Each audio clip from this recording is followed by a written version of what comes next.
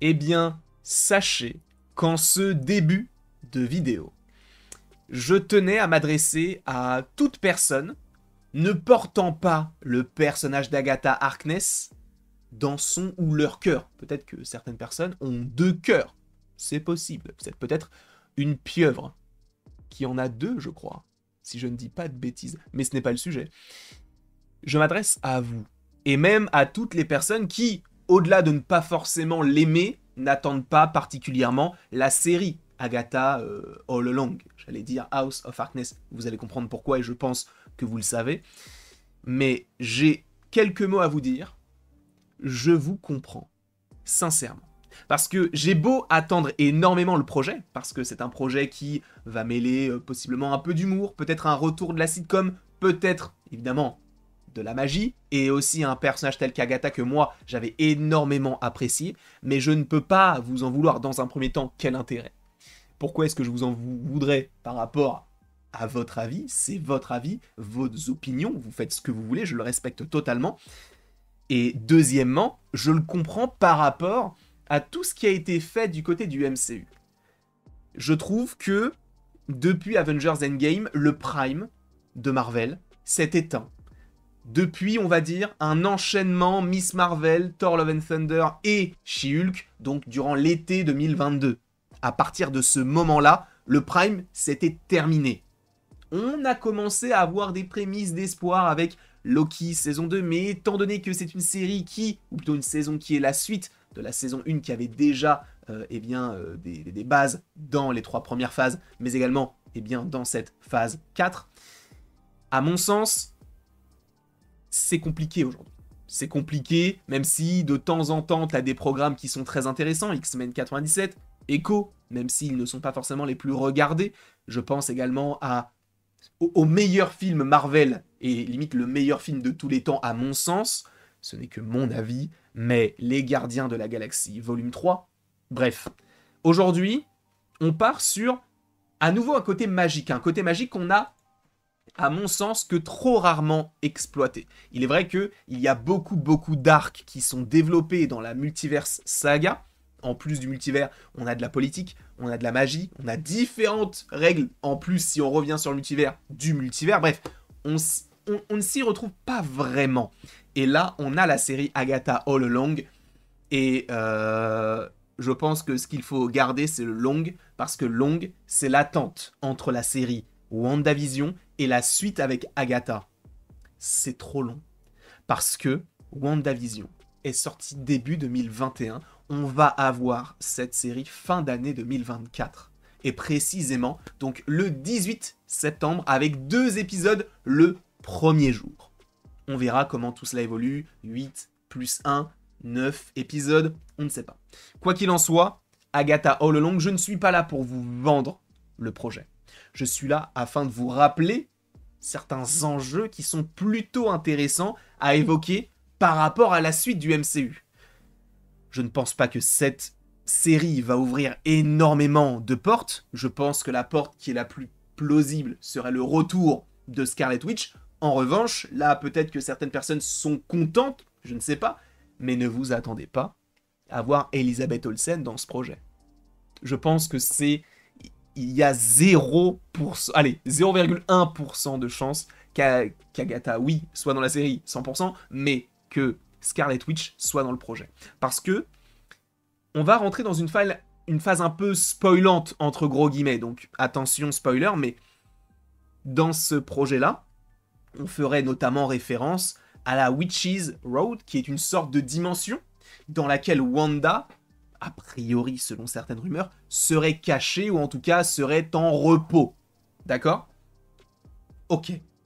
Sauf que le but d'Agatha All Along, a priori, serait de suivre, on va dire, une certaine trame jusqu'à cette Witch's Road. Sauf que, en fait, c'est comme si on allait chez Wanda, on toque, fin de série. C'est un peu ça, le principe. Alors là, ça ne vous hype pas, Agatha, c'est vrai. Mais je tiens à le préciser quand même, normalement, Wanda ne sera pas de la partie. Ça, c'est a priori, ce serait même sûr. Je vais même limite vous remettre une petite image d'Agatha ici. Le projet Agatha, là où moi ça m'intéresse, c'est le côté magique. En fait, le truc c'est que Agatha, elle en sait tellement plus que tous les autres personnages en lien avec la magie. Pourquoi? Alors tu vas me dire, bah Doctor Strange. Oui, mais Doctor Strange, on ne le voit quasiment jamais et il utilise un sort ou deux de temps en temps. Là, si on part sur 8 épisodes, voire 9, qui pourraient durer entre 30 et 40 minutes, on a quasiment 4 heures d'un coup. Un peu plus, possiblement. Donc, déjà, ce pan magique est hyper intéressant. On devrait avoir également dans ce projet les 7 de Salem, qui devraient être les antagonistes, donc des sorcières qui vont rechercher Agatha. Notamment, je vous rappelle que ça serait a priori lié à cette scène-là, donc de flashback, par rapport à Agatha, qui je crois a lieu dans l'épisode 8, si je ne dis pas... Peut-être l'épisode 7, je crois que c'est 7 ou 8, je ne sais plus exactement. Mais là où on comprend que Agatha est une sorcière depuis le début, donc Agatha all along. Donc, déjà, par rapport à ce principe-là, le côté magique, etc., on sait qu'elle, elle a des... On va dire qu'elle a Elle connaît des choses par rapport au Darkhold.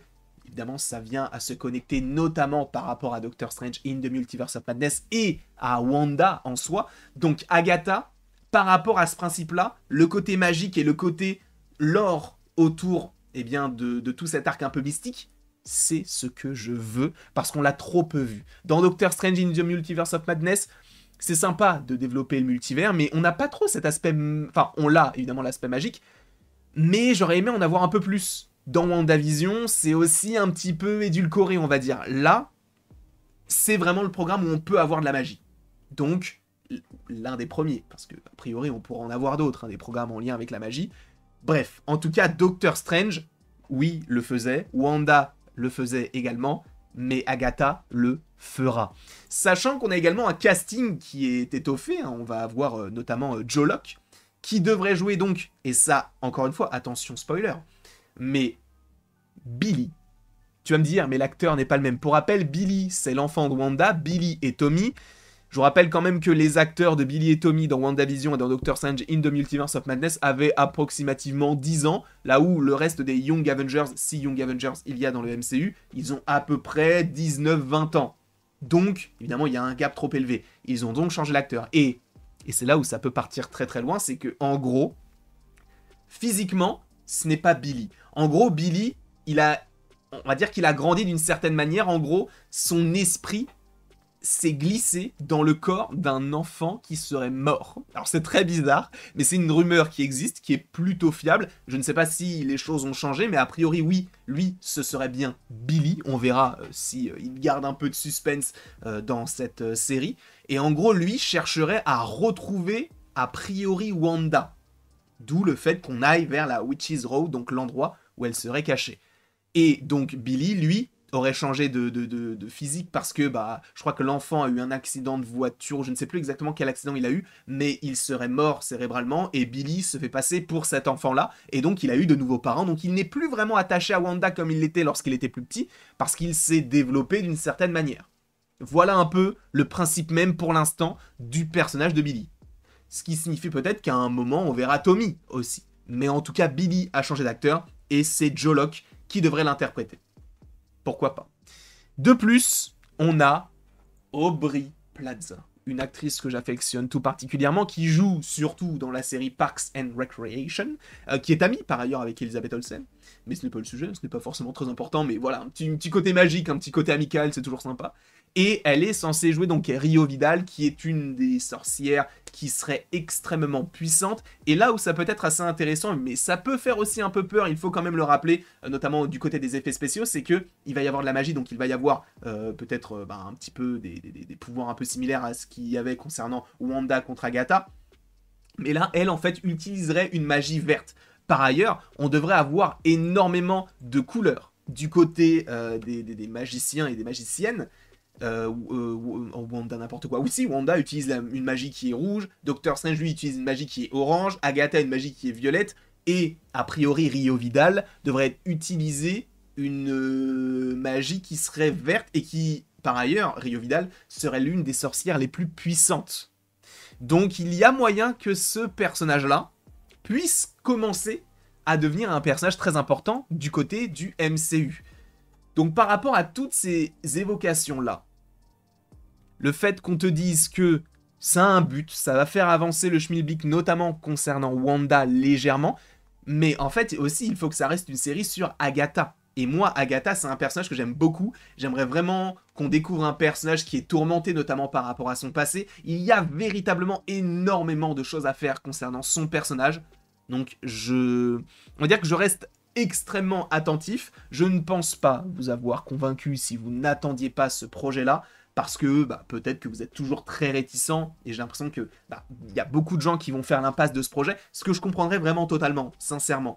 Mais moi, je ne peux pas le rater. Parce que j'aime énormément Agatha, j'adore Catherine Hahn, que j'avais personnellement découvert dans I Know This Much Is True, avec notamment Mark Ruffalo, qui est une série qui est assez malaisante, mais qui est incroyable. D'ailleurs, on en avait fait la critique, je crois, épisode après épisode, ou alors non, on avait fait une critique de la série dans la globalité. Mais bref, tous ces aspects-là font que moi, je l'attends véritablement beaucoup, cette série. Donc, n'hésitez pas, vous, dans les commentaires, à me dire si je vous ai convaincu, peut-être, ou pas du tout, pas du tout. Dites-moi tout cela dans les commentaires. Et après tout ceci, il ne me reste donc plus qu'à vous dire à la prochaine pour la prochaine. Et encore une fois, merci beaucoup à vous d'avoir été là. J'ai hâte de pouvoir voir cette série et de faire des théories tous les jours.